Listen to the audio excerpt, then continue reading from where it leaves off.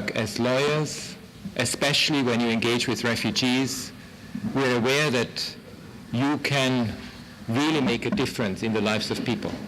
Because when you actually defend refugees and you engage with refugees, you're able to have a huge positive impact on the lives of the most vulnerable people in the world. Through your engagement, refugees are able to voice their plight, to secure protection and support, but also to find a way towards greater stability in their lives.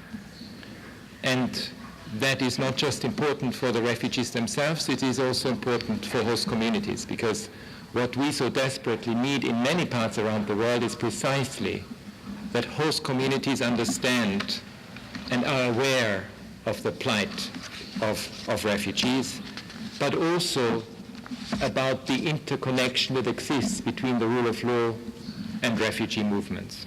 And if you look at the world today, we do live in a world in turmoil, where conflict and violence in many parts of the world is unfortunately a daily reality, where we also see in response to this a lot of more populist politics and, quite frankly, demagogues who often do not inform the public about the plight, but also about the necessity of the rule of law.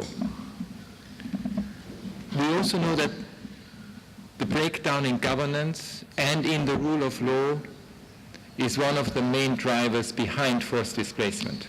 So you could almost say that when rule of law institutions break down, you actually see this manifestly, visibly in the refugee numbers, in the numbers of people who are internally displaced as a result of violence and conflict. And so the rule of law and whatever deals with the rule of law, the institutions that are behind it, speak very directly to the refugee phenomenon. And as you know, we have the statistics of last year. We haven't yet finalized them entirely for the end of the year, and we will only be able to publish them in a couple of weeks, partly because we depend on governments reporting to us. But it's clear that the number this year is going to be, again, an all-time high. We have over 65 million that we know of that were displaced as a result of conflict, violence, and persecution. We have over 21 million refugees. We had about 3.2 million newly displaced just in the first half of 2016 alone. We know that, for example, in a country like Syria, that more than half of the population is displaced, either internally within the country or indeed as refugees, with over 5 million now in the neighboring countries. But it is not just Syria or Iraq or Afghanistan, it is also Nigeria, South Sudan, Yemen, Central African Republic, and as we see as we speak, Democratic Republic of Congo. As you know, there is a massive displacement happening internally in the Kasai, with an influx into Angola of already 30,000 people as we speak. In addition, there are some 10 million people estimated to be stateless. It's clear that there is an imperative to find solutions. An imperative to find solutions to the plight of people who are displaced, to refugees, to people who are stateless, so that they can actually become full members of their societies. And that's one of our biggest challenges. How can we create an environment where refugees can have meaningful and productive lives? And what's the enabling legal framework around it to achieve that? And if one looks at the traditional solutions in the refugee arena, it's voluntary repatriation, for example. If you look at the numbers over the last couple of years, voluntary repatriation has not been a solution for the vast majority of people. In fact, in the first 6 months of 2016, we only had about 123,000 refugees who were able to return to their home countries once the conditions were right for them, which is a very small number of people.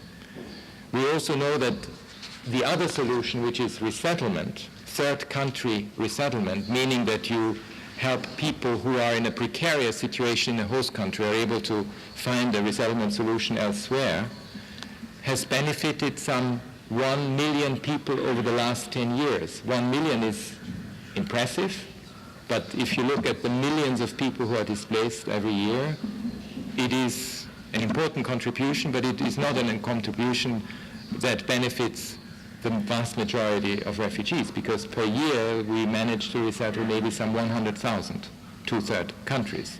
And despite the fact that resettlement is not just a protection tool for people who are in direct risks and threats, but it is also a solidarity tool to show to host countries that the international community at large cares about the plight of refugees.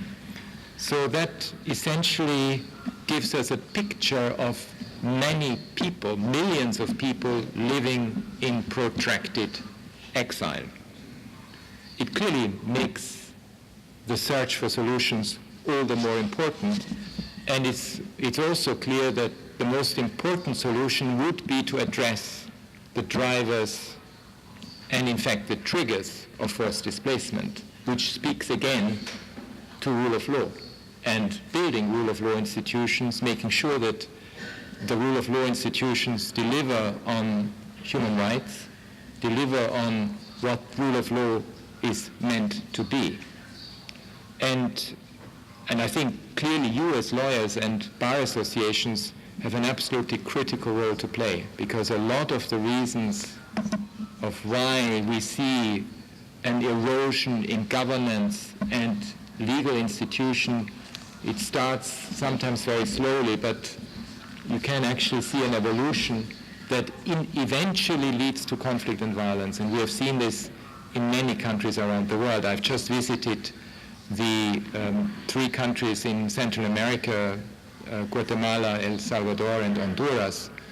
And I've certainly seen also where rule of law institutions, if they are not properly funded, if the impunity is not properly fought, if the institutions themselves are not getting the support that they require, including the political support, by respecting its independence, there could be an erosion of that, which could eventually lead to displacement, because it directly affects people who are affected by that. So the rule of law is a critical issue when it comes to addressing some of the drivers that we see and that happen behind displacement.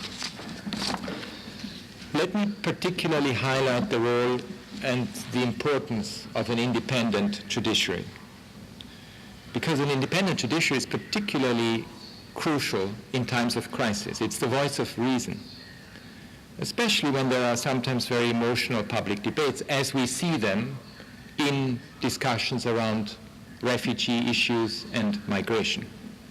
Sometimes these public debates are fueled by fear and xenophobia and, quite frankly, by populist politics. And it is then all the more important that the legal framework is emphasized, which exists, but also that the treaty obligations that states have and have subscribed to, that they are respected.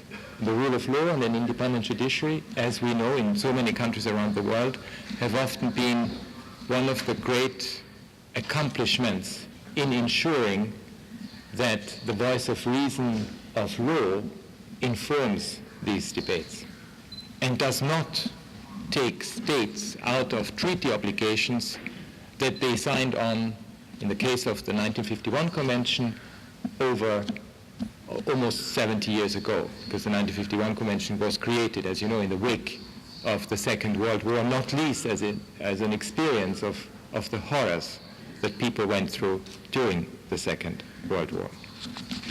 And when it comes to refugees and refugee protection itself, it is clear that the independence of the judiciary is fundamental, so that the interpretations of law and policy are consistent with this fundamental instrument of the 1951 Convention, the 1967 Protocol, but also a number of very important regional instruments that were crafted along the way, such as the African Union Convention of 1969 relating to the status of refugees in Africa, but also the so-called Cartagena Declaration that was crafted in the 80s in the context of 1984, in the context of refugee movements and internal displacement movements in Latin America. we have seen sometimes a questioning in the political realm about the validity of the 1951 Convention. And it's not just because I represent an institution that is the supervisory organ of this convention that I say it, but it is also our firm conviction, tested over decades of work with refugees, that if you open up today the 1951 Convention, it will be a regression in the fundamental basic humanity that the 1951 Convention represented when it was crafted in 1950 in the wake of the Second World War. And I think it is very important to bear this in mind. For all those who think that that convention is outdated, it is precisely because of judicial engagement, it is precisely because of the work of lawyers like yourselves, because of what the courts have done over the years, that we have been able to show that this is a living instrument that is adaptable and flexible enough to encompass today's world, the modern forms of persecution, if you like, perhaps types of persecution that the founders did not, and the framers of the convention did not think about. But it was absolutely clear in a number of judicial decisions when it comes to gender-related persecution, child-specific forms of persecution, when it comes to issues of sexual orientation and gender identity, for example, when it comes to issues of human rights violations that are perpetrated by non-state actors, by criminal gangs, for example, that indeed the Convention can respond to it, and very directly. So we have given, in preparation for this, given it some thought of what this collaboration is between UNHCR and bar associations around the world. And we have actually quite a rich practice. I mean, many of you, I'm sure, have been in touch with some of our offices. I have been, when I was in the field, I certainly had a lot of contact with the bar associations in the countries, because precisely we work together when it comes to judicial engagement. The bar associations play a very, very important role. And why do they play an important role? First of all, we need consistent judicial interpretation when it comes to especially the determination of refugee status. We see in too many countries around the world too many diverging practices. I can tell you in Europe, for example, you have one country where the recognition rate for Afghan refugees is about 1%. In most other countries, it's well beyond 80%. So it shows that clearly similar circumstances and people in similar circumstances are treated differently.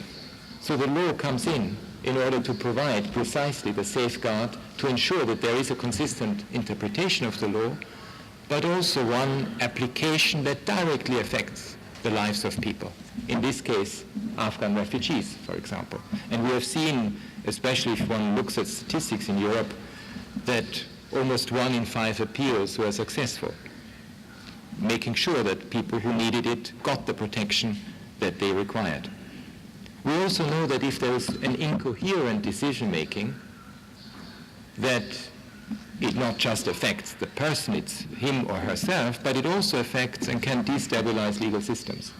It can lead precisely to the type of onward movements that we saw in Europe in 2015 and in the history of Europe and in other parts of the world. It also shows the importance of the right to appeal and to an effective remedy. Consistency is therefore clearly very important. It also helps counter what we see increasingly in some countries, political objections to judicial pronouncements on the grounds that they represent the views of isolated individual judges. It's clear that the line of legal reasoning is one that is a craft and an art in and of itself, and it cannot just be dismissed by making this an issue of one individual. It is a whole institution that is behind it. We welcome very much that you have these guidelines on refugee status that you adopted, but also that I understand that a lot of you are engaged in training and awareness raising and ensuring that the knowledge of the law when it comes to refugee law is indeed widespread and is known. Because for us, we know that strategic litigation will become ever more important, precisely because some of the very often very emotional public debates that we see. And over the years, we have seen that that strategic litigation has given effect to a correct, progressive application of international law in the spirit of what the humanitarian spirit in which the 1951 Convention was actually conceived. It was always meant to be an instrument that looks at the predicament of an individual that is become so unbearable that that individual has no other choice but to leave. And that's essentially the big question. And that's an appreciation of the law, but it's also an appreciation of the spirit and the object and purpose of the law. And I think in our experience, you with your own legal reasoning have certainly made sure that that spirit feeds into legal processes, be they in the context of strategic litigation, but also in the context, and I know a lot of you have been involved in this, in the context of influencing the making of the law in legislative assemblies where national asylum laws, for instance, get discussed. And we have a lot of very good examples. The Canadian Bar Association is one of them. We collaborated, for instance, on a number of cases that ended up before the Supreme Court. The Malaysian Bar Association, I worked as the representative in Malaysia. We had very good discussions and very good work on litigation in relation to detention, for example, because we do not think that migrants and refugees and asylum seekers should be detained on account of their immigration status, because it actually criminalizes what shouldn't be criminalized. And we have had a number of very good examples in relation to this, not least as a result also of our global campaign to promote alternatives to detention and to decriminalize migration more generally. We have also seen a number of very good collaborations in a number of countries with you when you are asking us to become an amicus curiae in a case. We are probably, I'm looking at Peggy Hicks from the High Commission for Human Rights, but we are probably one of the first UN organizations that decided, despite legal questions around immunity, which of course we cannot give up, to actually represent our legal views before the highest courts of countries.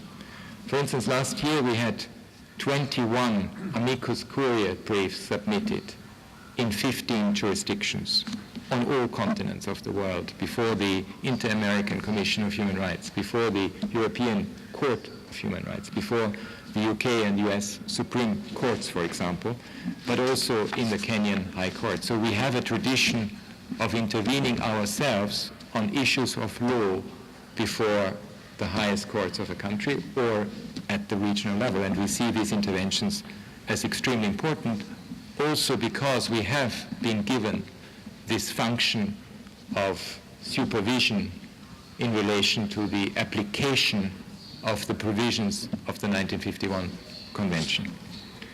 And it's also clear, and one of the work that we have with many of you is legal aid.